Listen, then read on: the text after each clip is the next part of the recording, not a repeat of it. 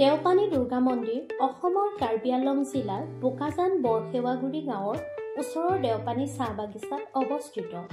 মা দুৰ্গাৰ প্ৰতি উৎসৰ্গিত এই মন্দিৰ দেওপানীৰ উদ্ধাৰ হোৱা প্ৰতিস্থাপিত পঞ্চতাত্ত্বিক মূল্যবিজড়িত শৈলমূৰ্তিসমূহ নৱম-দশম শতিকাৰ।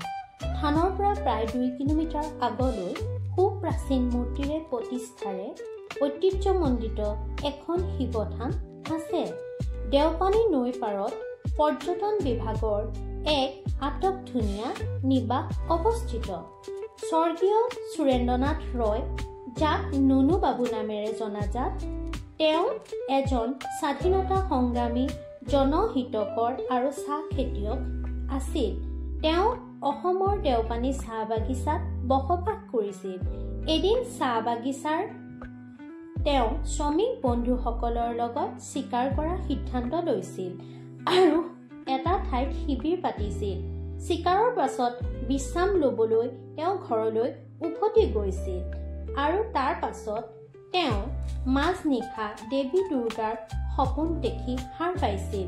সপোনত দুৰ্গা দেৱীয়ে তেওঁলোকে চিকাৰ কৰি আমোদ কৰাৰ ঠাইখিনিৰ তলত মা দুৰ্গা আছে বুলি কৈছিল আৰু নুনু বাবুক ভূগৰ্ভৰ পৰা দুৰ্গা মাক বাহিৰলৈ উলিয়াই আনিবলৈ কৈছিল।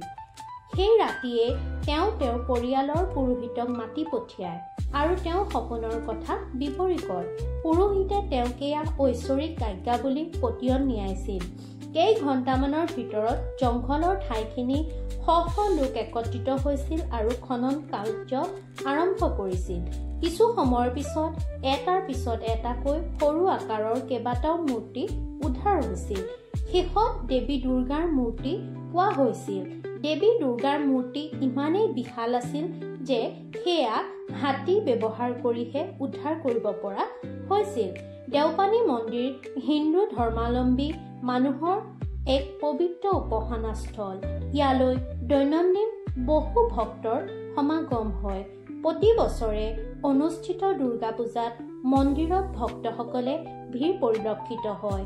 তাত থকা এই বিশাল আকাৰৰ গছজোপাত ৰঙা ফিটা বান্ধিলে মানুহৰ মনোবাঞ্ছা পূৰ্ণ হয় বুলি জনশ্ৰুতি আছে। ধন্যবাদ।